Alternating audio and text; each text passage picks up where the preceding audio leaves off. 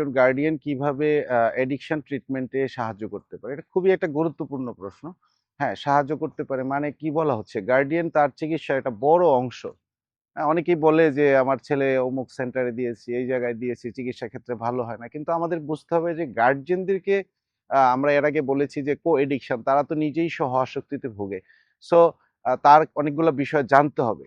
তো আমাদের যে বিষয়গুলা জানতে হবে সেটার ভিতরে হচ্ছে যে একজন ছেলে বা মেয়ে যখন তার চিকিৎসা শুরু হয়ে যায়, হ্যাঁ? তার তার মনে রাখতে হবে যে সে শারীরিকভাবে যতটুকু না প্রবলেম আছে, মানসিক সমস্যাটাই তার বেশি।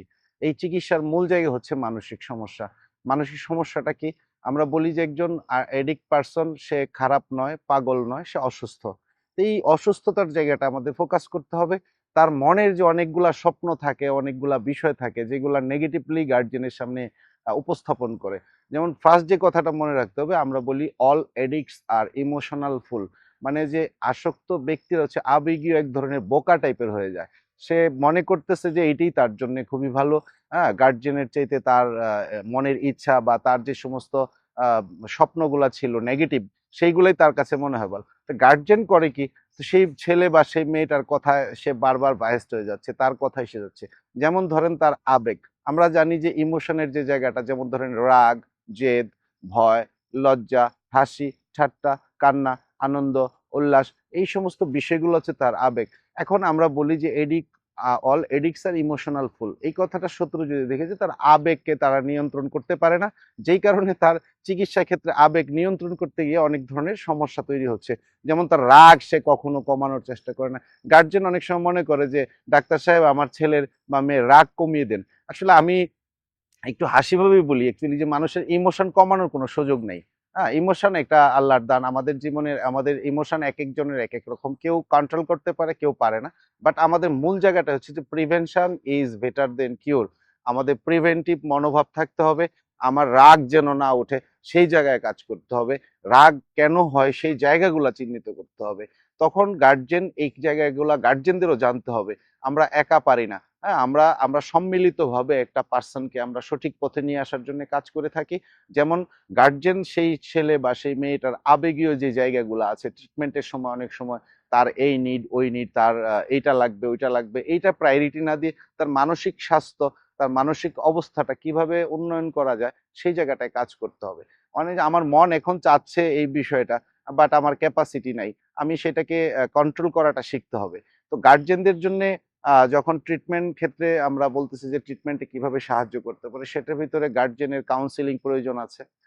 সেই ছেলে বা মেয়েটা যখন পরিবারে আবার রি-এন্ট্রি বলি, পুনরায় প্রবেশ করবে ওই জায়গায়, তার সাথে কি ধরনের আচরণ আমাদের করতে হবে, কোন কোন বিষয়ে আমাদের সচেতন থাকতে হবে। এখানে একটা জিনিস মনে রাখা ভালো, গার্জিয়ানদের ভিতরে সবচেয়ে বড় যে সমস্যাটা পরবর্তীতে তৈরি হয় না জানার কারণে সেটা হচ্ছে সন্দেহ। এখান থেকে এক ধরনের সন্দেহ তৈরি হয় যে ছেলেটা বা মেয়েটা বাড়িতে গেল ট্রিটমেন্ট শেষ করে বা ট্রিটমেন্ট অবস্থায় যে সে কি আবার ভালো থাকতে পারবে। সে একটা প্রোগ্রামে যাচ্ছে, হয়তো বা সে সত্য কথা বলছে, বাট সন্দেহের ভিতরটা তার জায়গায় থেকেই যাচ্ছে। তো এই জায়গাটা আমাদের গার্জিয়ানদের ফোকাস করতে হবে। চিকিৎসা ক্ষেত্রে ছোট ছোট কয়েকটা বিষয় আছে যেগুলো পরবর্তীতে সে আবার সেই পথে চলে যায়, রাগ করতেছে, তার ভিতরে কমপ্লিট তৈরি হচ্ছে, পরিবারকে সে অবিশ্বাস করতেছে এবং পরিবারও তাকে অবিশ্বাস করতেছে।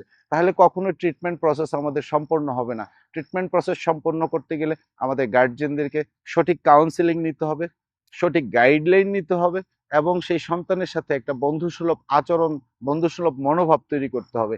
কারণ আমরা আগেই বলেছি যে একটা পরিবারের যে গার্জিয়ান হচ্ছে সমাজের রিপ্রেজেন্টেটিভ হিসেবে তার কাছে ধরা যায়। সো সেই সন্তানকে সঠিকভাবে গাইডলাইন দিতে গেলে গার্জিয়ানদের আমাদের চিকিৎসা ক্ষেত্রে যথেষ্ট গুরুত্বপূর্ণ ভূমিকা রাখে এবং সেই জায়গাগুলো হচ্ছে যে পরিবার সেন্টারের সাথে আলোচনা করা বা ডক্টরের সাথে আলোচনা করা, মাসে মানে মানে তার একটা পুরো কেস তার স্টাডি করতে হবে। কেস স্টাডি করার পরবর্তীতে তার চিকিৎসা ব্যবস্থাপত্র অনুযায়ী তার যে গাইডগুলো আছে সেইগুলা তাকে সঠিকভাবে দিতে হবে এবং অ্যাটলিস্ট 2 ইয়ার্স 2টা বছর প্রাথমিকভাবে তাকে মানে সঠিকভাবে পরিচর্যা করতে হবে। এই পরিচর্যায় যদি কোনো ধরনের গ্যাপ তৈরি হয়ে যায় আমাদের, পরিচর্যাটা যদি আমরা সঠিকভাবে না করতে পারি তখনই আমরা কেস ফেল হয়ে যাচ্ছে।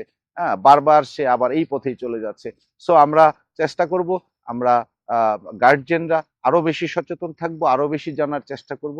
আমাদের জানলে সমস্যা নেই, জানার ধরুন আমার সেই ছেলে বা মেয়েটা হয়তোবা আমরা আর একটা সুন্দর মানুষ উপহার দিতে পারবো।